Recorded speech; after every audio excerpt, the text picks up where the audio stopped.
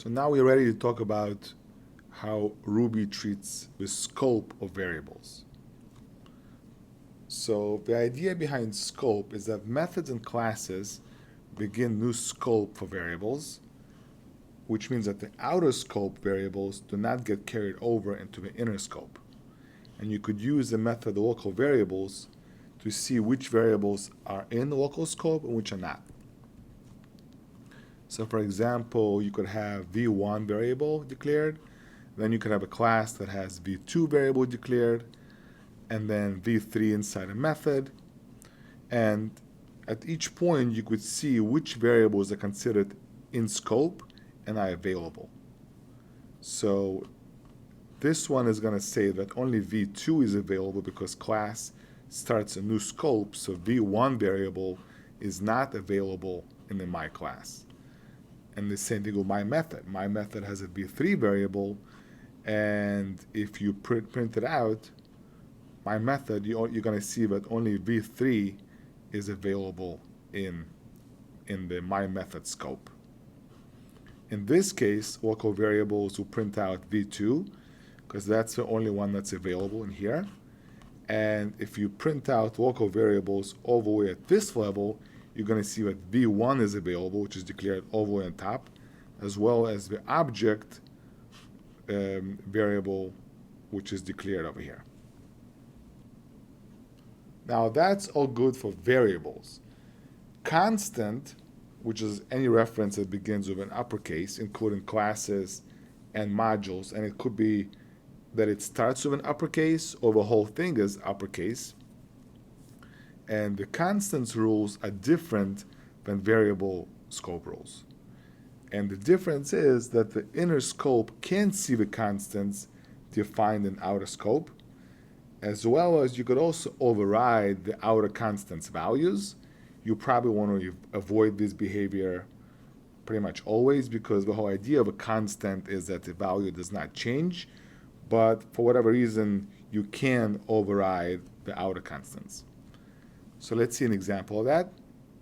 We have a module test with a constant of pi, and then inside the class and inside the method, you could print out the value of pi. It will tell you that the value of pi is 314, as it was defined as a constant all the way up here. Now let's say you have a module called myModule, and you have a constant myConstant. You could print it out, outer constant. It's available in the class because it's a constant, and you could also modify the value to say inner constant, and from that point on it will become inner constant instead of outer constant. Now blocks have their own rules of scope. So blocks inherit outer scope, and that's the default behavior. And if you're familiar with closures from other languages, block is almost like a closure. It remembers the context in which it was defined, and it uses that context whenever it is called. And the context includes value of self, constants, class variables, local variables, all of that stuff. So let's see an example. You have a bank account with an ID and amount variables here, and then you create a bunch of bank accounts with certain values, and then you have an array of those accounts, and then you have a variable called total sum. Now, if you have a method instead of a block, total sum would not be available in that method. But because this is a block, not a method, total sum is available in the block because blocks inherit, they have access to the variables defined outside of a block. And in this case, you're basically summing up the amounts of each account. So total sum sums up the amounts, and it ends up being total sum is whatever that amount is. So it starts off at 0, then you pass the total sum variable into you have access to it inside the block, you add it up, and you print out the total sum. Now, even though blocks share the outer scope, a variable that's created inside the block is only available to that block. It's not available outside of a block. parameters to a block, as we saw, you could pass parameters with pipes on either side of them. But parameters to a block are always local to a block, even if they have the same name as the variables in the outer scope.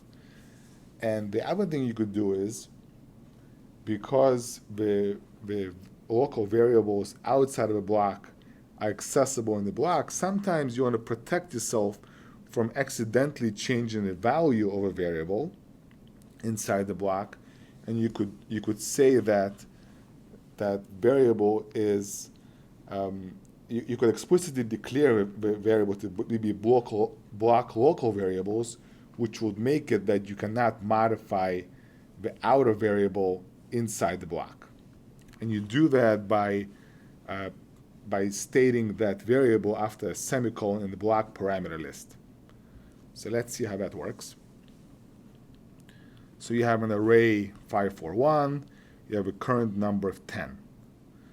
Now, if you say current number in this case, because the local parameter to a block is current number, the outer one is not accessible, right? So some variable 10, and now this some variable, as we discussed, is not available outside the block because it was created inside the block. But then if you want to print out the value of a current number, you'll print out 541, which is what the each method takes in as a block parameter here, 541. Now, if you want to print out the current number again, it's not going to be 1, which you would expect, because current number over here got changed to 1 as you were iterating through the variables in the array. But because current number parameter was called current number, even though current number outside of a block is 10, these are two separate variables, right? So usually current number would be available inside the block, but because current number parameter is called current number, this one is not available, and this one remains 10, and it's not touched. Now let's say you have a variable called adjustment, and your variable name inside the block is called num. So really, adjustment should be available inside the block, but it's not, because you specified right here that no, that this adjustment that I'm going to be dealing with inside the block should be a different variable than the adjustment defined outside the block. So what you're doing is you're creating a new variable called adjustment 10. You're not modifying this one.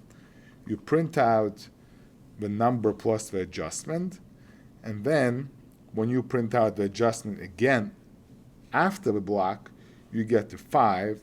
So this variable is not affected by what you did inside the block, even though usually it would be, because you declared after the semicolon that whatever variables you name here should not be affected inside the block.